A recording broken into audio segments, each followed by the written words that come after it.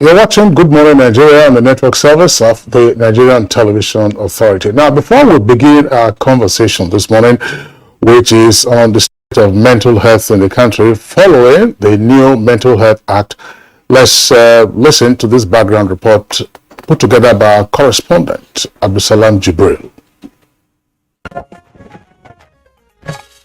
A few days ago, the news of a young lady, Laura Okorodudu, that was rescued from a suicide attempt on the Boundary River between Delta and Edo states made headlines. It was reported that she jumped into the river from the Ohara-Benin Bridge. Her case is one of the increasing several suicide cases being witnessed across the country recently.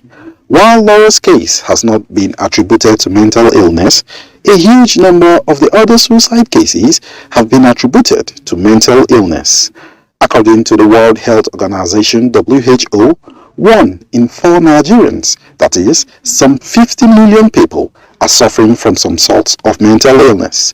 Similarly, data from the Global Health Body reveals that Nigeria has Africa's highest caseload of depression and ranks 15th in the world in the frequency of suicide.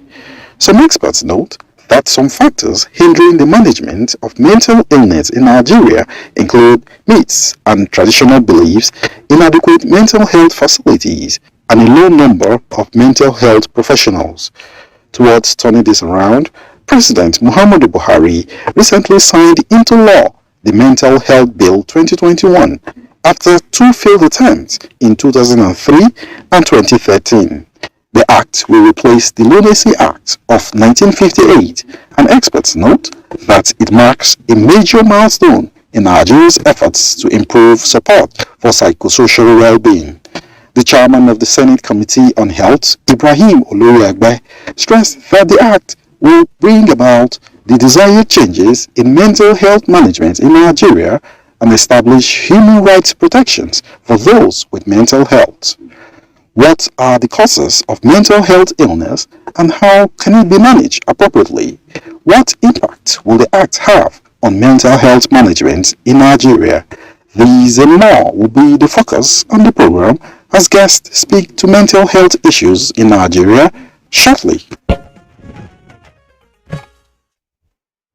Thank you indeed, Abdusalam, for that package. And joining us in the studio to discuss mental health in Nigeria is Chime Asonye JD, founder, Nigeria Mental Health. Welcome to the program, Chime. Thank you. Glad to be here. All right. And we are actually going to be having a guest in our Ibadan studio. He'll be joining us very, very shortly. He is Dr. Jibril Abdulmalik, consultant psychiatrist and the CEO, founder at SIDO Foundation. He'll be with us in a moment. All right, Kieran, thanks a lot. We have joining us for today's conversation, Senator Ibrahim Oloriagbe, who is the chairman of the Senate Committee on Health and sponsor of the Mental Health Bill. He's joining us via Zoom from Ilorin, the Kwara State capital. Distinguished Senator, we're glad to have you on the program today.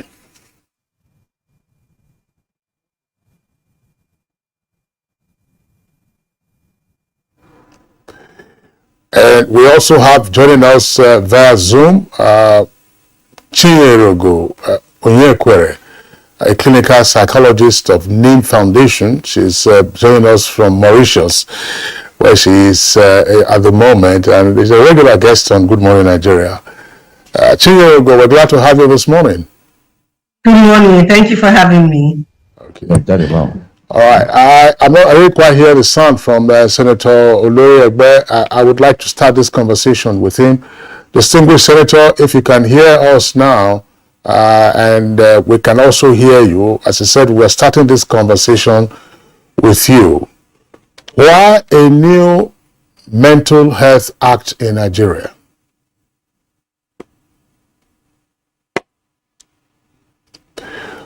Well, we understand Kieran is not there, so that's... Let's go to Mauritius, because we seem to have a very good, link right now. The signal is quite good.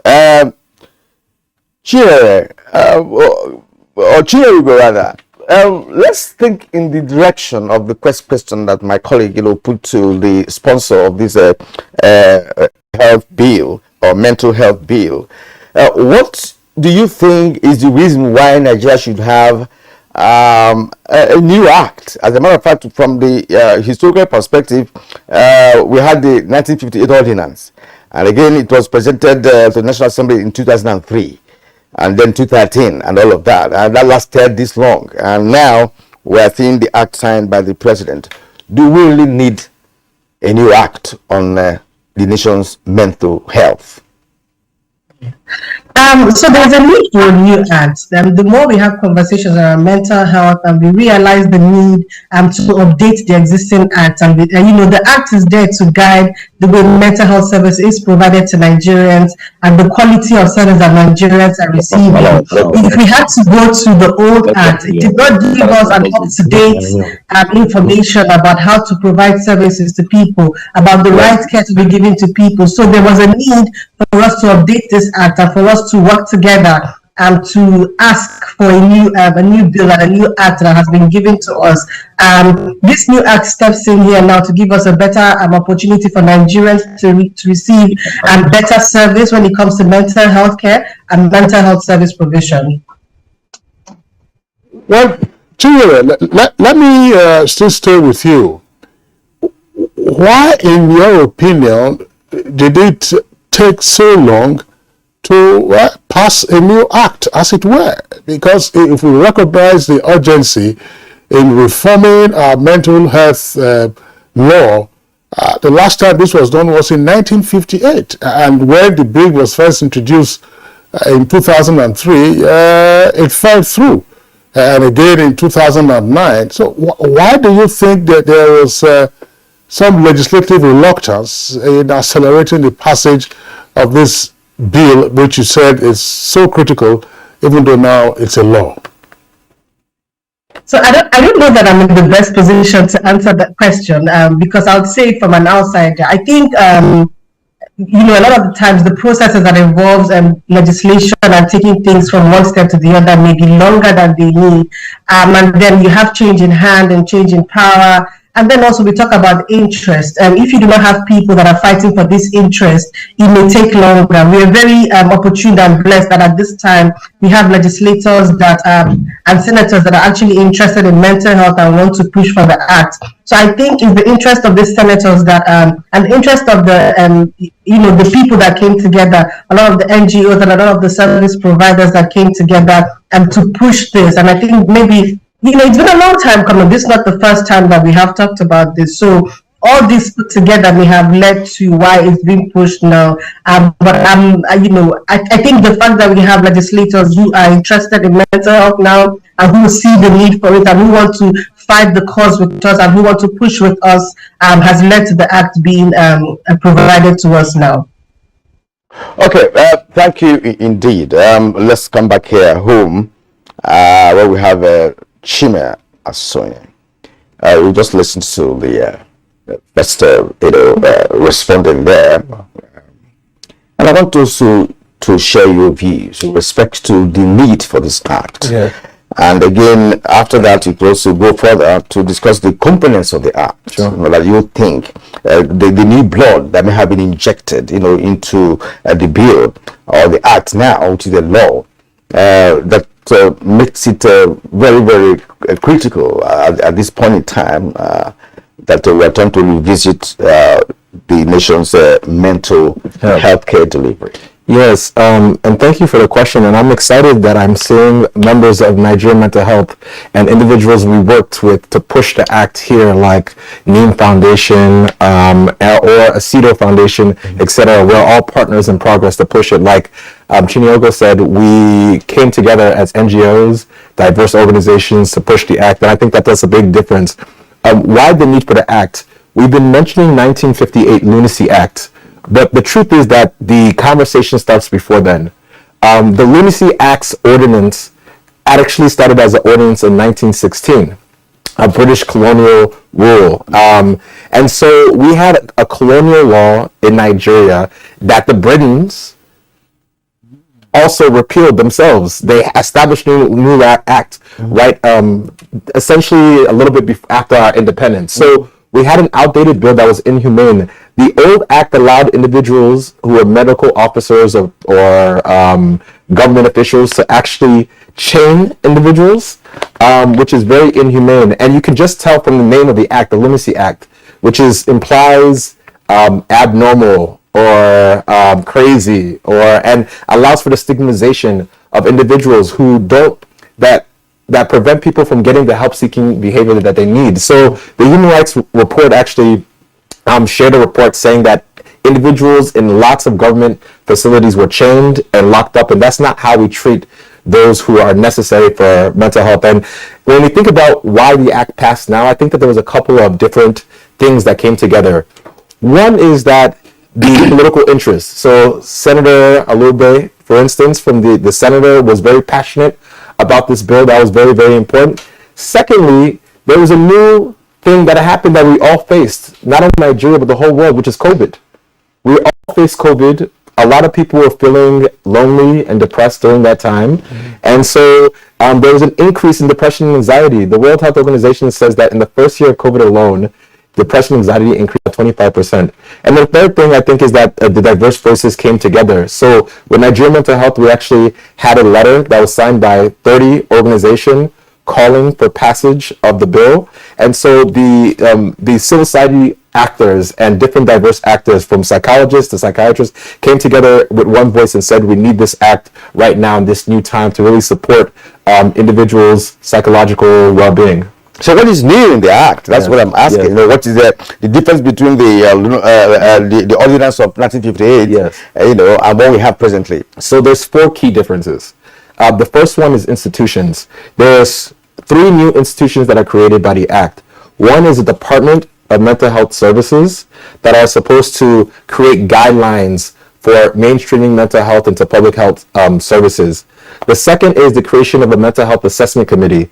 It's supposed to be comprised of traditional rulers, psychiatrists, social workers, lawyers, and it's supposed to safeguard the rights of those with mental health conditions. The third thing is a mental health fund. We can't talk about the important programming that is needed, the important psychological and psychosocial interventions that are needed without talking about financing. If we look at the health budget, a very small amount is dedicated to mental health. It's around 3 to 5 percentage points of the health budget. And if you look at what Nigeria promised in the Abuja Accords, we're supposed to have 15% of our budget geared towards health. A little amount is geared towards mental health. So we need the proper financing. And that's important right now because we just had a budget passed, and yet we had a new mental health act. So if we think about implementing this new act, where is that funding going to come from? So we need to start thinking about supplementary budget and things like that. Second is human rights.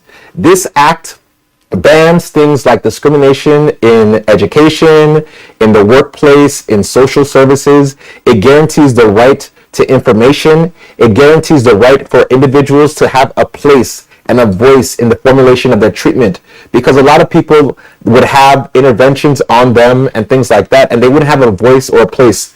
The third thing, it enhances care. And this is very, very important. It mainstreams mental health in provision of other disease-related things. So whether it's reproductive health or HIV training, you need mental health to be a core part of it. If you have individuals who have some sort of conflict or things like that, it does training to help de-escalate.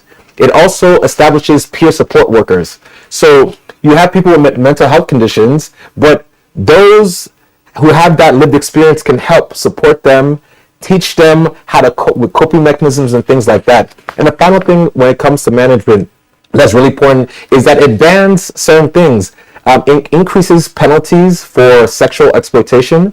For instance, you have life imprisonment. Now, if you do anything like that, you can't have unfair research without proper protocols and regulations and things like that. So in the context of a new legislation, it really does a lot to support institutions, improve care, improve management, and make sure that Nigerians really get the support and care that they need. Now, it's not everything. All right. Okay. It's not everything we need. We have to pause you, Chiman, so that we'll take the other guests. We understand that Ibadan studio is ready now. My colleague Kirian did say we're expecting Dr. Jibril Abdul Malik. Abdul Malik, of course, is a regular guest on Good Morning Nigeria and is a consultant psychiatrist and CEO founder of Asido Foundation. Right there on the right side of your screen. Dr. Abdul Malik, welcome to Good Morning Nigeria. Very much. Good morning. It's a pleasure to be here, and Happy New Year to all of you in the studio. To you too. Now, against the backdrop of some of the points you often raised as a conversationalist on Good Morning Nigeria, and you, of course, experience in the field of psychiatry, does the new Mental Health Act 2023 present a new deal? Absolutely, and I'm very happy to align with the comments of that's already ongoing in the studio to say that it is a breakthrough, major breakthrough. And I want to also mention that some of the reasons why it has taken so long for this to see become reality is that to some extent it was not prioritized. So let's simply call a spade a spade. It wasn't accorded government or political priority or political will was simply not there. And the process of having a bill see the light of day is painstakingly thorough. First reading, second reading, public hearing, third reading, both houses achieving concurrence before it is forwarded to Mr. President for his assent. And so most of the time where there is lethargy or lack of political will and not having all stakeholders aligned previously were major determinants that caused it to appear to be a Herculean task until now. The other key thing to appreciate is that Chile already mentioned that the Lunacy Law of 1958 originally emanated from the Ordinance Law of 1916. And so let's remember that as at 1916, we didn't have effective medications or treatments modalities for mental illnesses. As at that time, what was prevalent was that if someone had a mental illness, you simply removed them from the community and then locked them up in asylums. And these are the sort of language that is preserved in the Lunacy Act because that was what was available. Now, from 1950s up until now, there has been an explosion of understanding of how the brain works, new medications, new treatments that will allow people get better and return to full functioning. And these are things that are not captured. The other major problem that was not captured is the respect and promotion of fundamental human rights and the dignity of individuals. Anybody can have a mental health problem. I can become depressed.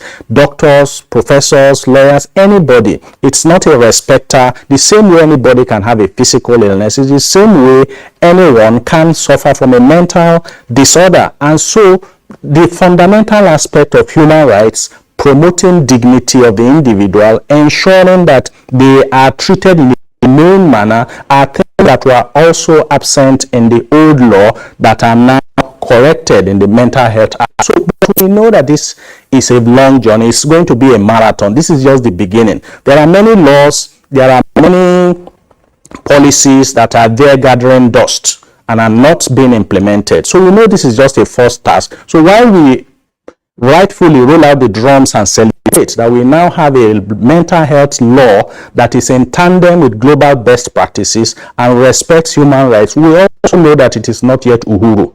We have to consistently advocate, and we hope that because the host ministries, the Federal Ministry of Health, and we have to give them kudos for midwifing this to a successful conclusion, but implementation also is going to largely be domiciled at the Federal Ministry of Health, and they need encouragement to establish the Department of Mental Health to ensure oversight, ensure funding, so that this law does not become a law that is just gathering dust somewhere and does not translate into tangible improvements in mental health services delivery for all Nigerians. Thank you.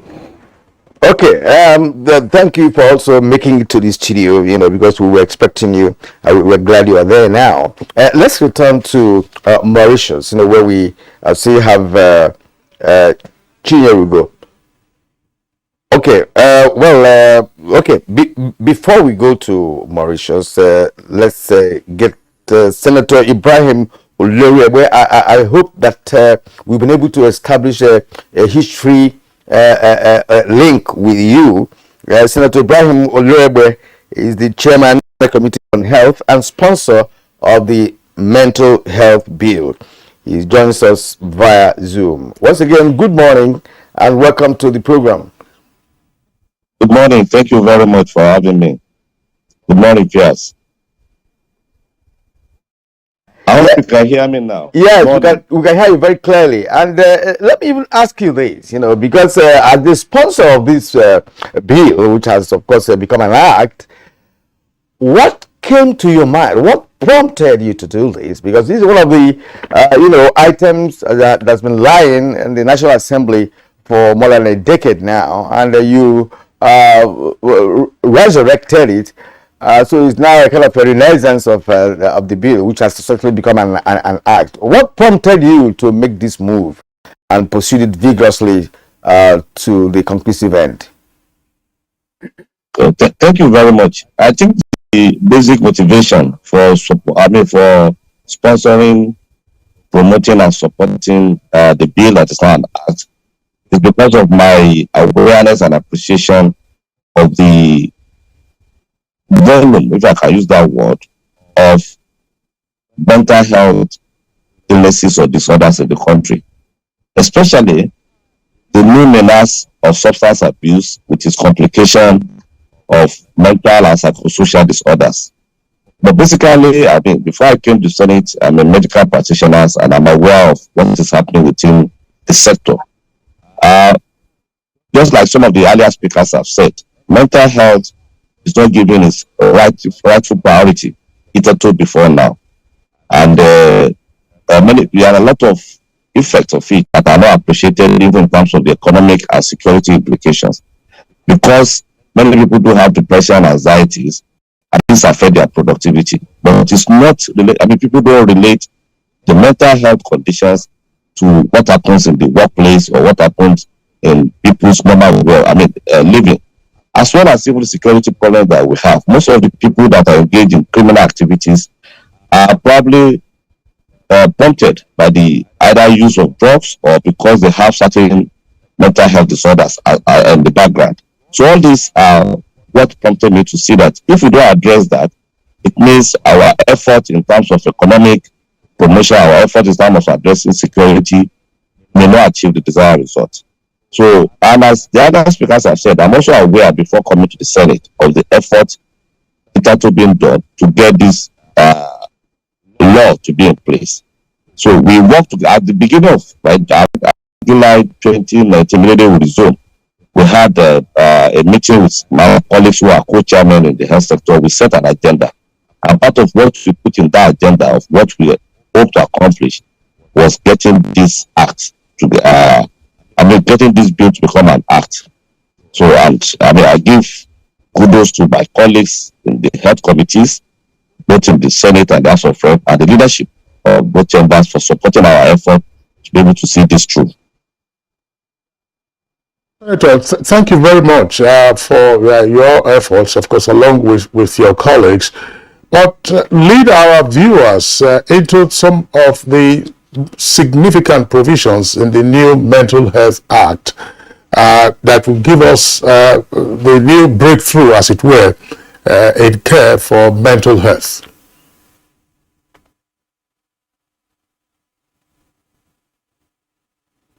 Part of the question. What are some of the significant provisions of the Mental Health Act? Thank you very much. I think the first one is to set up an administrative framework that will enable policies and guidelines to be set up. That is the establishment of the Department of Mental Health in the Federal Ministry of Health. With that, it means specifically we have a body or a department that will be in charge of making necessary policies and guidelines for that. The second significant thing is the establishment of a mental health fund, because for you to be able to address a problem, there's a need for resources. So a ring-fence seeded fund is established by the Act, and there are various sources through which money can come into that fund to enable whatever activities or whatever interventions that are required to address mental health disorders is achieved. The third one is the establishment of a committee, which we call the assessment committee, because what does happen now, or what is happening now, is that everybody can decide just to take an individual and decide to say this person should be changed or this person should be removed from society without the appropriate expertise recommending such. So, of course, that's part of the fundamental right which I will go to. So that committee, which is good by the provision of the Act, is a multi-professional in its constitution. It has lawyers, it has psychologists, it has psychiatrists, it has social workers, and so on. They will assess, they are the one to assess and make recommendations. And these committees will be from the national up to the state, and I think with time it goes to the local government, in which case in every level of the country in terms of our arrangement, we have such a committee. Of course, there are provisions for the rights of individual as far as mental health is concerned. Their right to health, their right to life, their right to own properties, and their right to all other rights. Because which are, for example, one of the menace we have in the country now is the fact that we have people setting up homes, people that are not qualified to set up such, and they pick individuals or the other children or women and say, oh, these are witches, or this child is a witch, and they try to change such a person. They are not, by the effect of this law, this kind of thing will have to be eliminated and be eradicated. Then all kind of treatments that are inhuman, that are put on people who suffer mental health, are banned, and they are punishable because they are now criminalized by the fact of the law. If anybody or any person engages in such persons, when arrested, will be prosecuted and appropriately be dealt with based on this current law. And there is also the provision of the right of the individual as to voluntary, as to their right to be able to participate in their management. Because just like Dr. Malik said, based on the current knowledge of the way brain works and the various drugs that are available, when individuals have issues with their mental health, mental conditions, with the application of drugs, they are able to recover and be able to understand what is happening, and they could participate. But where they are not even able to do that, the current bill now provides for them to have a legal representation, either from their family or from medical officers, or appropriately is provided in the law. How do we have such representation? Who will represent them? So that, like a physical illnesses, where you have a right to sign, where you have a right to be able to give consent, the person with mental health also can either give consent or we give consent to a representative. These are all to be able to protect the right of the individuals. Well, one of the other major rights, if you look at the lunacy act that everybody referred to, is that a person with mental healthness is been deprived of his or her properties by the previous existing lunacy act. This has been returned by this law that the person still has control and access to the property. The lunacy act provides that if you have a mental health illness, whatever you have should be confiscated and should be disbanded and so on and so forth. Very, very inhuman. These are out of the place there. The final one I want to mention is the new method of management of people with mental health. That is integrated method as well as community management of mental health. The current provision in the Act provides that the department or the Ministry of Health will provide these guidelines and ensure through financing and other intervention to ensure that mental health is integrated as part of normal health services, and especially from primary health care, including community care. In many countries in the world, one of the best practices to manage people within their community so that they are integrated, they are able to function like any other human being. So these are some of the provisions that are contained in the Act that has been signed. Over. Thank you. Perhaps when we return to you, there'll be some other specific questions, with respect to the fact that you are the man who generated all of these positive force that we are going to begin to experience in that health subsector. All right, let's return to Mauritius. I hope we still have a Chinyerigo there.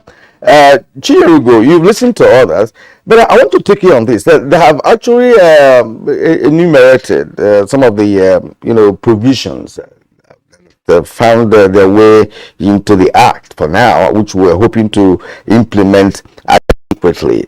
But let me just take it one after the other. They talked about Department of Mental Health service in all hospitals, if I got it right. That means every hospital should have a department of mental health. Now, creation of assessment committees, that's okay. Mental health fund, how do we generate this fund in question? What are going to be the strategies for making sure that this fund is established? Now, we talk about human rights. That's so human rights element. That's the banning of discrimination and what have you. I also have experience of visiting a psychiatric hospital, really. And I can see how stubborn people with mental illness can be. It is, in fact, if you are not trained to manage them physically in the first place, they could be very dangerous.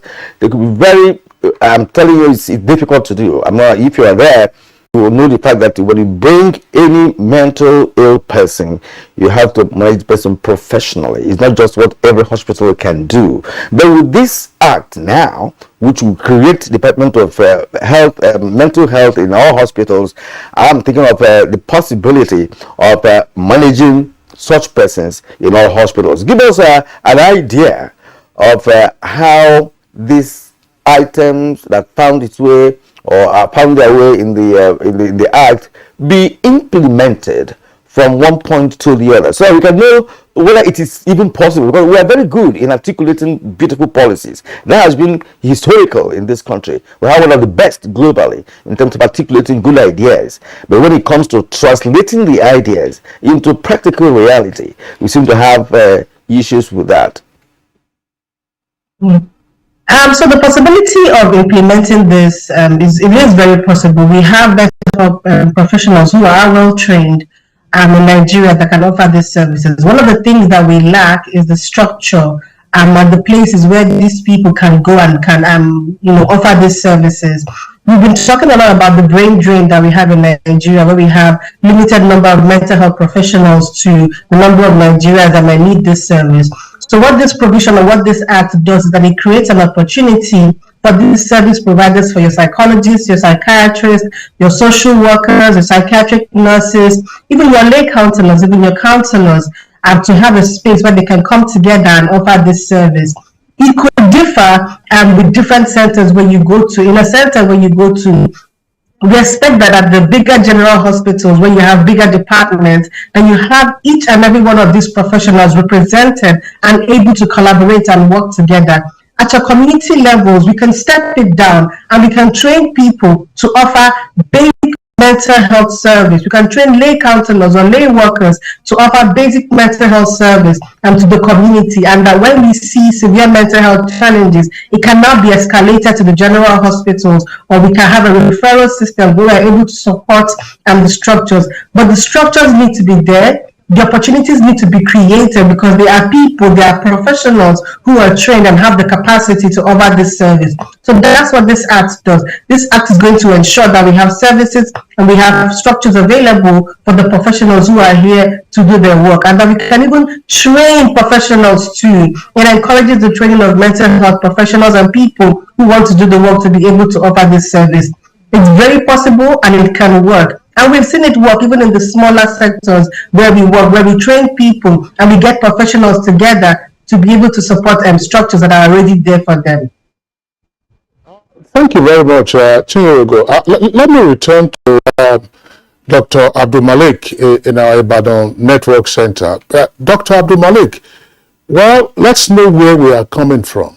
I always found it curious, for instance, that we had federal neuropsychiatric hospitals in some parts of the country, namely, the most popular ones being Aro in Abeokuta, Yaba, which people derisively refer to as Yaba Left, You also had at Uselu in Benin. But I hardly ever heard of a state government having its own psychiatric hospital. What informed that, and what did that therefore mean in terms of access to care for persons who have mental health issues, and how would that then be addressed under the new legal regime? Thank you very much. Let me just quickly appreciate Senator Dr. Oloriegbe. He deserves a gold medal from all of us for the legacy contribution of sponsoring this mental health bill that has seen the light of day. Thank you very much, sir, for your passion, for your dedication, and for all that you've done. Now, with respect to access to mental health services, the neuropsychiatric hospitals are present in every region. So there is one in Kaduna, there is one in Maiduguri. I did my NYSC at the neuropsychiatric hospital in Maiduguri. There is one in Kiari in Sokoto. And so then we have Uselu, we have Calabar, we have Enugu, Lagos, Oyaba. And there are also state hospitals, state psychiatric hospitals. Borno State has one, Ondo State has one. These are River State has one. So these are a few states that I'm aware of that have standalone state psychiatric hospitals. But back to the previous question that Chinyere was also responding to, let us remember that mental health is not separate from physical health, right? So when we talk about access to care, WHO defines health as physical, mental, and social well-being. And then when we now talk about people with mental health problems, it's a spectrum. The commonest mental health problems are things like anxiety and depression. And these patients, individuals with these conditions, are not likely to be disruptive or physically aggressive and all of those ones.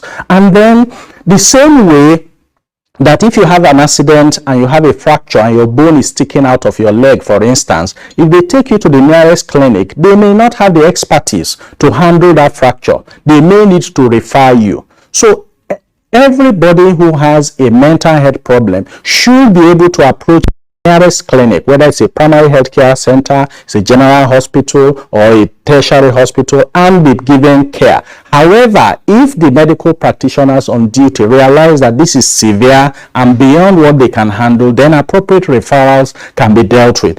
And even for individuals who are very aggressive or disruptive, which is a tiny fragment of those with mental disorders, because if you go to a neuropsychiatric hospital, you are more likely to see the really severe cases there. That is not representative of the totality of mental health challenges within the society. And even in those instances, there are ways of calming them down using chemical restraint. Once you are able to sedate them, give them medications via injections, within 24 hours, they remarkably are much better and subsequently easier to manage. So these are the issues. And let's also not forget that mental health was added as a component of primary health care way back in 1991 when Professor Olukoya Ransom Kuti was Minister of Health.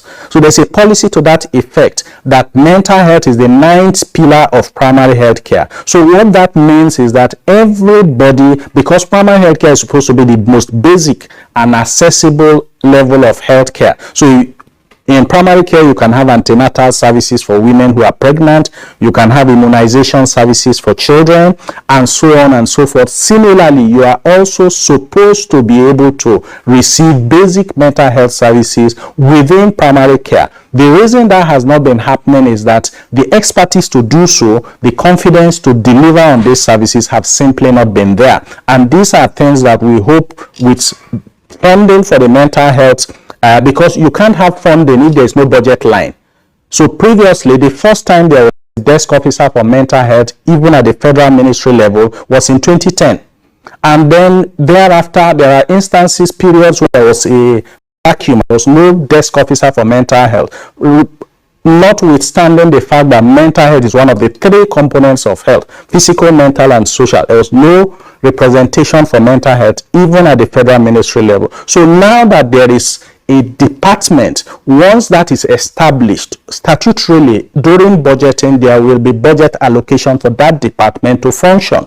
And subsequently, that should be replicated across state levels too. And once there is that funding mechanism, that will empower improvement of services, employment, recruitment, which will also reduce brain drain, especially for mental health professionals. We have very few clinical psychologists working in government employment, working in departments of mental. We need more psychologists. We need more psychiatrists. We need more psychiatric nurses, social workers, multidisciplinary, to be able to deliver quality mental health services that is in tandem with global best practices and that promotes fundamental human rights. Over. Yes, I'm really good. You know, what I heard from you that we have some psychiatric hospitals across the nation, and then some 3 states you mentioned out of 36 that have state-owned psychiatric hospital. But I think that the number is not commensurate, you know, with the level of the preponderance of mental illnesses that we have. Now, let's begin to go to the nitty-gritty of this conversation with respect to really what is mental illness. I know that a mental disorder is characterized by a clinically significant disturbance in an individual's cognition or emotional regulation or behavior. Yeah. And again, we have anxiety disorders, mood disorders, eating disorders, psychotic disorders, personality disorder, dementia, and what have you. So it's a variety of this mental illness, you know. How can they be categorized, especially when they visit a hospital? If you don't have clinical psychologists like you pointed out in a hospital, for instance, who has a department of mental health. What happens? Because individuals with different kind of disorders, perhaps could need different the type of treatment. Yeah. Some might not necessarily be medication. It could be counseling and what have you. So it's a whole lot of complex issue to address these illnesses, because they're quite a number.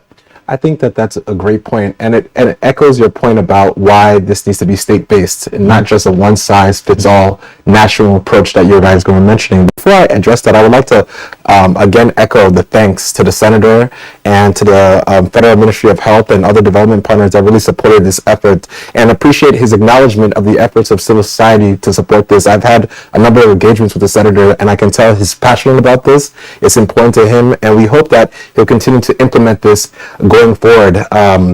So to your point, mental health conditions affect 1/8 of the world. It's actually the largest disability that people don't really realize, and we can't have a one-size-fits-all approach. So you guys were mentioning state hospitals.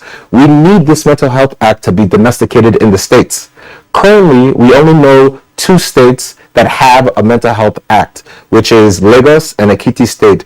Currently, there are having conversations in Oyo State, but if we want these institutions to be created at the state level and the subnational level, then we need to make sure that we domesticate it around. So every state should listen, take the leadership of the National Assembly, and also the president to pass these kind of laws. But we also have varying kinds of mental health conditions, and because of that, I would say that we need individuals to be evaluated.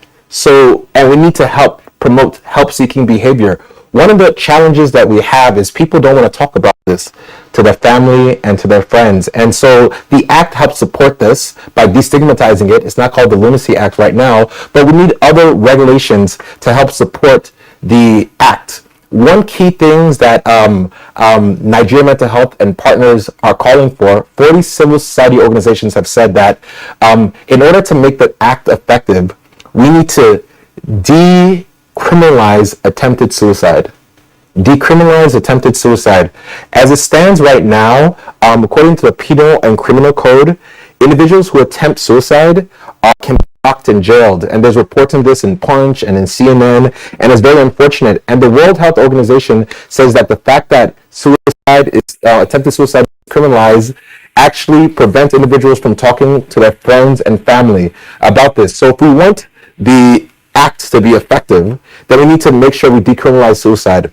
we also need to get people to understand what are the core aspects are in the bill. And currently, that means a gazetted copy of the bill. We're waiting for that from the National Assembly and the presidency, an official copy, so we can just make sure that we can have the exact language, so we can translate it in different local languages, whether it's Yoruba or Igbo or Hausa, so people can understand the rights down at the base level. It's very, very key. And the final thing I would say is that people should be, though there's things like depression and anxiety that people are facing, people should go get evaluation, ask for help. If you notice anybody who has different types of factors, whether it's work being less productivity, illogical thinking, apathy, you're seeing different changes, you should help them, talk to them, and make sure that they can have help.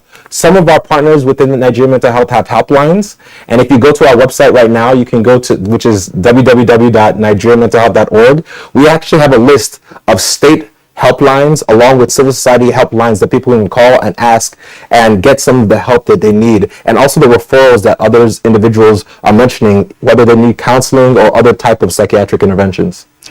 All right, Chima, thank you very much there for the points you've raised. I think in terms of the criminalization of attempted suicide, Lagos State has decriminalized attempted suicide. That's one of the states I'm setting off at the moment. Well, the population of Lagos is probably the highest in the country, and other states could take a leaf from, or borrow a leaf from what Lagos State has done. I want to return to Senator Olori Egbe. By the way, distinguished Senator, we need to remind our viewers that 4 years ago in the 2019 elections, you defeated the then Senate President Saraki in the senatorial election, and then you emerged the senator for your district. Of course, and here we are today discussing a milestone bill that you sponsored and for which you have also acknowledged the contributions of others. I would like you to also speak to this aspect of what needs to be done at the subnational level.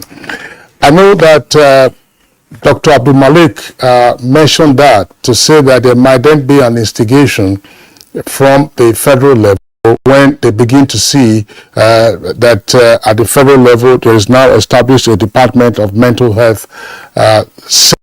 We know that the federal government doesn't make laws for the states, but we also know that sometimes the subnational entities lag terribly behind in terms of responding to promptings by the federal government or initiatives that are otherwise laudable. What do you hope to see at the subnational level? Thank you very much. Well, let me provide some additions to the earlier speakers. Dr. Malik was mentioning the federal establishment that we had at Ado Psychiatric Hospital. I'm pleased to also say that in the last 3 years, we have been able to expand access. Hitherto, before we came on board in 2019, there was no federal psychiatry in the whole of North Central, 6 North Central State. However, we have been able to do that starting from January 2022. We'll be able to establish a federal psychiatric hospital in Budo Egba in Kwara State, which is cover or provide mental health services for North Central Zone. So that, all the other 5 zones in the country had federal psychiatry before we came on board, but North Central did not have, and that's where my constituency happened to be. So we appreciate the Federal Ministry of Health and the President particularly for approving that.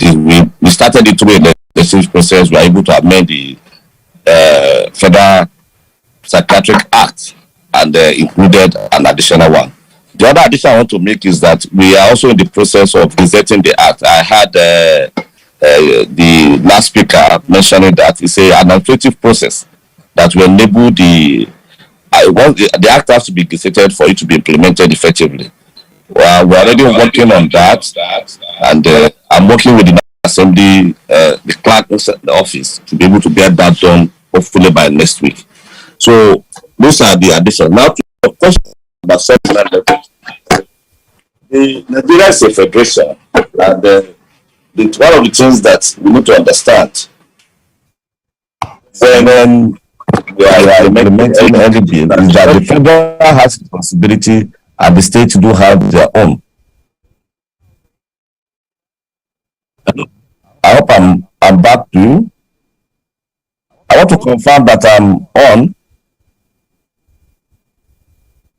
So the subnational. There appears to be a lot of movement where you are. You are back now, stable, but perhaps you would throw more light on your face so that the silhouette effect leaves. Thank you. So as this of our current list, the state have responsibility.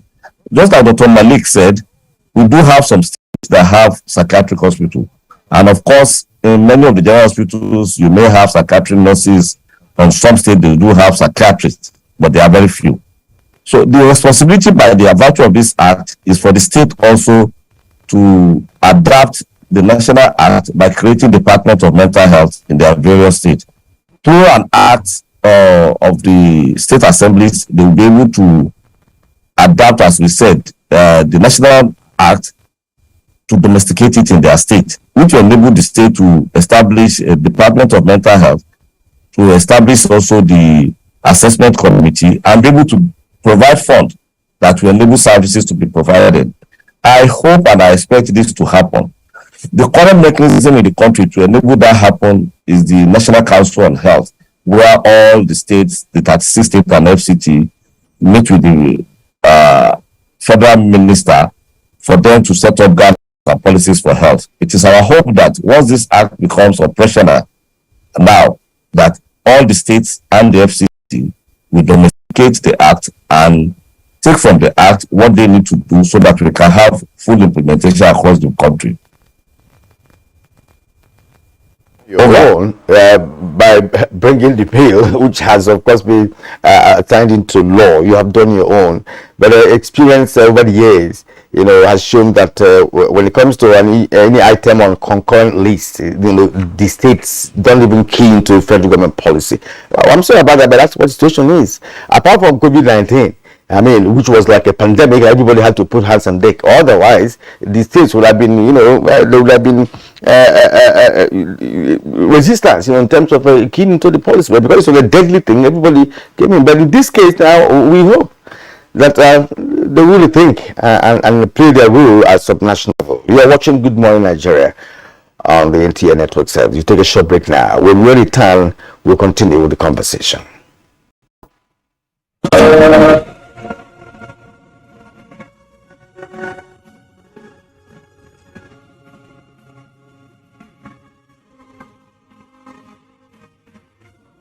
We are all Nigerians. Against all odds, we shall and must remain united. We may have our challenges, our problems, and setbacks. However, together we shall overcome them all. What doesn't break us shall make us stronger. This is the mindset that shall bring peace, progress, and prosperity to our beloved country. Do not let tribal and religious sentiments govern how you think, act, or feel. Don't be influenced by those who want to destroy our precious national unity. Everybody who's a Nigerian is your brother and your sister. This is the mindset of the new Nigeria. It is also the mindset that we all adopt. Let us support each other in creating the Nigeria of our dreams. This message is from the Nigerian television.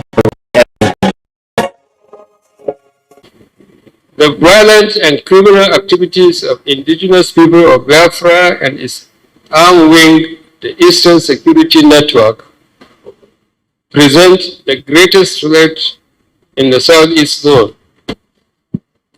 However, kidnapping for ransom, armed banditry, communal clashes have been some of the security threats that bedevil the region.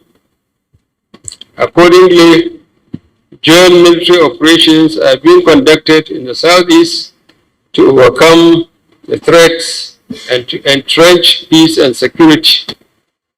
The military effort in coordination with other security agencies are achieving the set objectives, which are the defeat of the threat and restoration of peace and security in the region.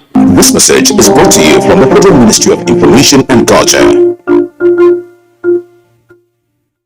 our pastors, our imams, in every church, in every mosque.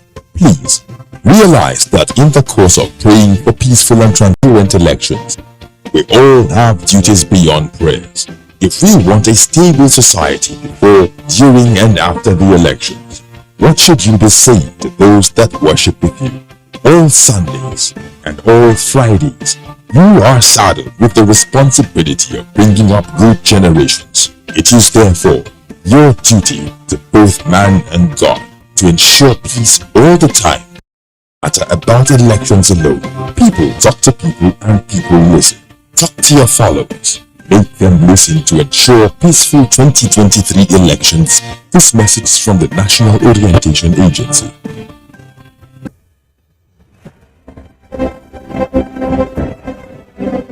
Every day in our country, senior citizens are discriminated against, disparaged, and treated with disdain by those who ought to respect them. We are all complicit in the way we have treated the elderly members of our society as institutions, families, or members of a shared society.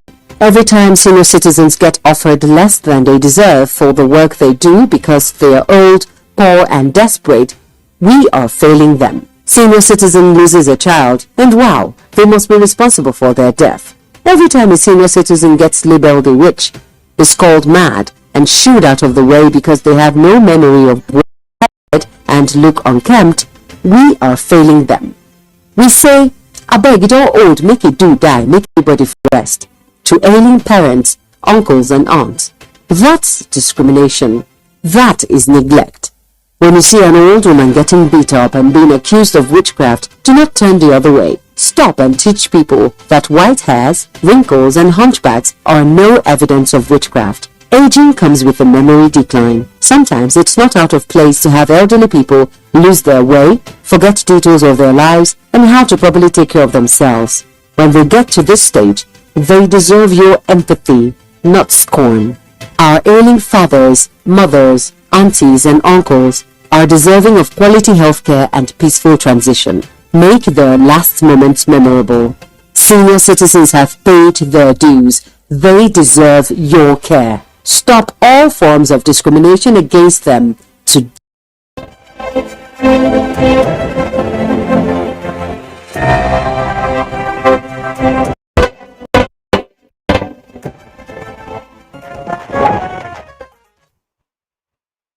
All right, you're welcome back, and stay Good Morning Nigeria and the network service of the Nigerian Television Authority.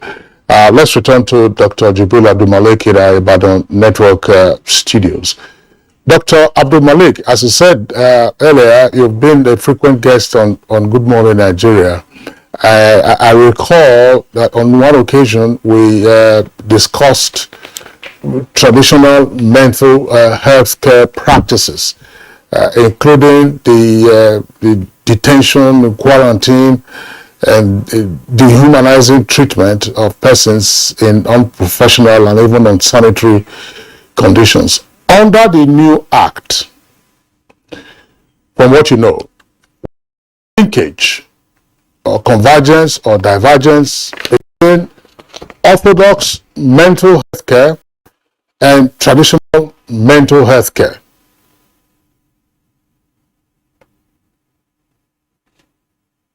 Right. Thank you very much. This is a very important aspect that we need to address.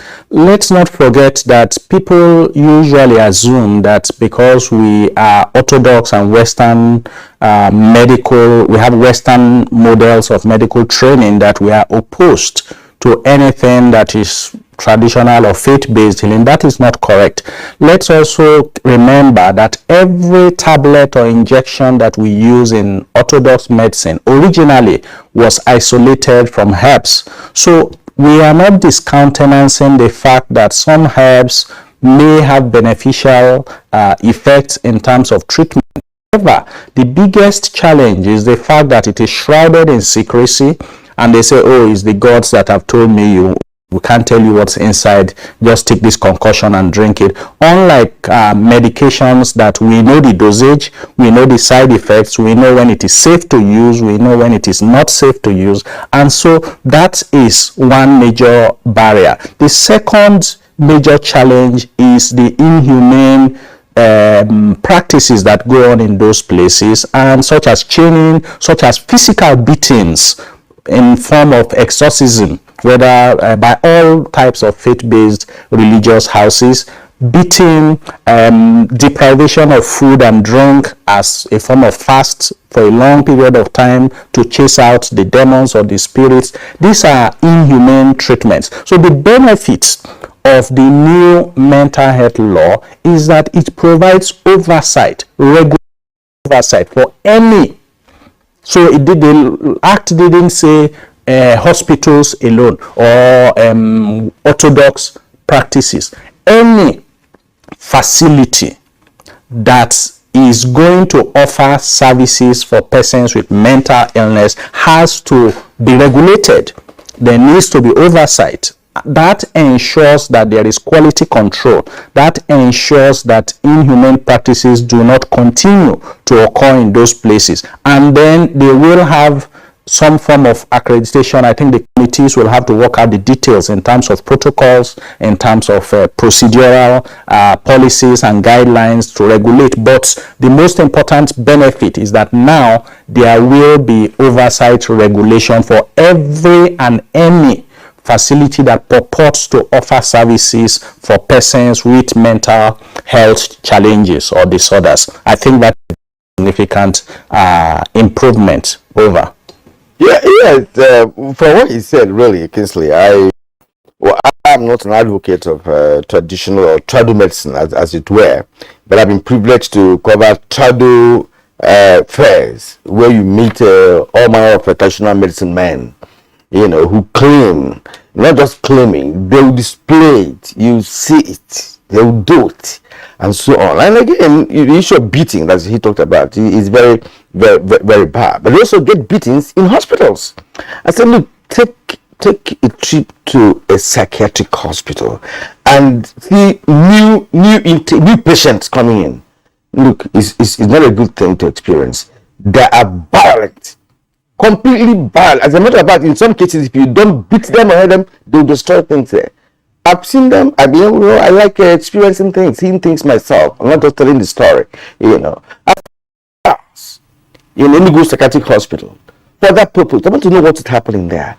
And you could see that, look, if you don't have well-trained personnel, medical personnel, other personnel that work with the otherwise you cannot control what is happening there, depending on the kind of disorder in question. Right? Because the violent ones are always there. They are more in number, if you ask me, in such hospitals. Kieran, each time we talk about the mistreatment in traditional way, and you are also illustrating now so the psychiatric hospitals of persons with mental health illness, I've never been able to erase from my memory an incident. It lasted for several weeks or months in the 70s. There was a gentleman. It was in the early 70s. I recall that it was in our neighborhood, and obviously had a mental health issue. So he was inside the house, and his relatives, took to flogging him, and of course, it was a very dehumanizing situation. I remember his name. I still remember some of the expressions that he himself will be uttering at the time they are flogging him. It was, I mean, that's which means that he wants to drink the water from Moloko. That is the river water, the ocean water. But it got slightly, I don't know whether it was a beating or whatever, it got slightly better, but unfortunately, sometime in 1978, was right there on Akopava, a motorcyclist ran into him. And died. Some of them I said to be spiritual and so on. And that brings me to the next question, which I will put to, you can also share it if you have time, to Chinyarugo. There are basic misconceptions about mental health in this part of the world, and level of sensitization do you think is needed to get people educated adequately on better understanding of mental health? Somebody who has personality disorders is a level of mental health that may not be violent, but may not be productive and things like that. Somebody who has a psychotic disorder may not necessarily be violent, but somehow he has a lot of misdemeanors and what have you. So how do we get Nigerians to understand this? Because some will say it is spiritual, it is a witch that did it and what have you. Chiyere. Thank you for that. Awareness, advocacy. That's what we keep on preaching. We're starting with this program. We're continually talking about mental health and educating people.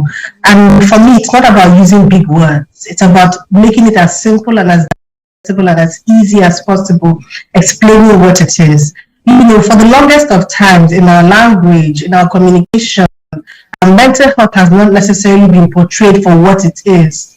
And so sometimes when I see, quote unquote, the ignorance, or when I see people using the wrong terminologies or speaking wrongly about mental health, the onus is on me also as a practitioner to constantly educate and remind and teach people the right words to use, the right care to support, and give them that basic understanding. We've come a long way, and we've come a long way in the conversation around mental health, and we still have a long way to go. And we have to continually talk about it. We have to continually advocate. We have to continually speak about the humanization and speak about the need for human rights for people that have mental health challenge. And we have to continually use the right words and the right term to also correct people and the words that they use. So there's a lot of education has to happen. It's not great. It doesn't need to stop with only one conversation. It has to be continuous, and it has to be simplified, and it has to be made appropriate and correct for everybody to understand and to digest what it is. We have a long way to go, like I said earlier, but we have made an impact. We have made some difference with this new act that has been established. There's a lot of conversation about human rights and about giving people some form of dignity, even if they suffer. We cannot separate mental health from humanness. We cannot separate mental illness from any form of illness.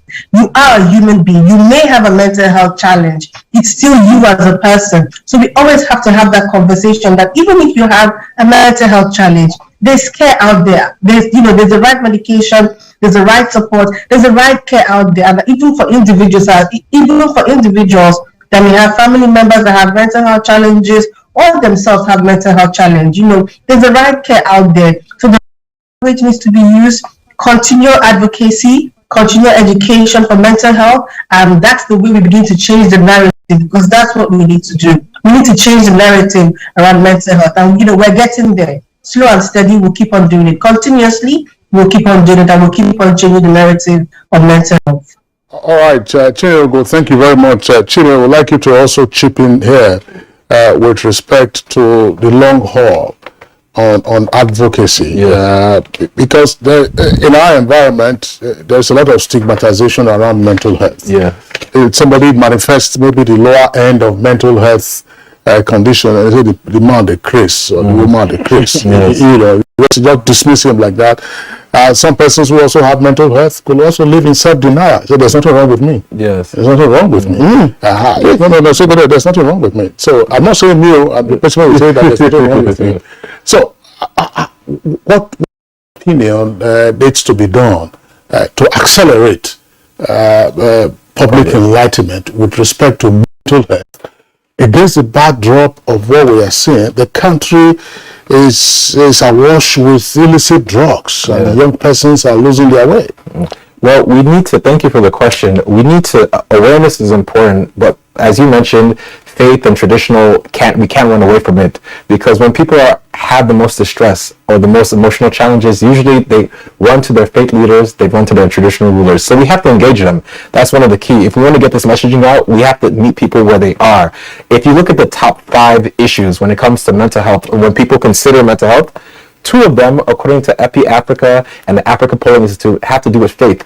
So we can't run away from them. We have to engage conversations. There's organizations like Lux Terra that are training pastors, for instance, about suicide and things like that. So our organizations as a coalition Secondly, we have to engage in popularizing it, which means working with celebrities and influencers in the conversations in the media. MI, for instance, had a campaign with another organization called My Guy, Are You Alright? And it was just saying that if people have a challenge, they should just talk to their guys during Men's Mental Health Month and say, are you alright? We've noticed that you've withdrawn. We've noticed that you're having challenges. Are you alright? So we need those type of public enlightenment campaigns.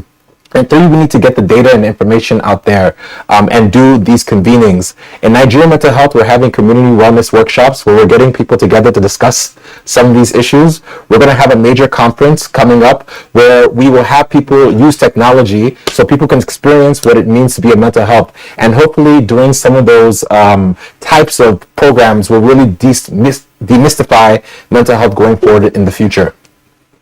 Oh, all right, I don't know what I was we're pressed. To chip in any question, do we just round off for this edition of the program? Mental health, I hope we'll have time to discuss it again intensely. Because when we say mental health, I mean, it's so. In this case, we discuss the act. Yes. But perhaps next time we'll delve into the real intricacies of mental health. Because when you share experience, like somebody you said you knew, I worked with somebody in rural Nigeria growing up on this job, right? Very, in the 80s, right? He was a librarian. Nice man. He got a visa to go to America.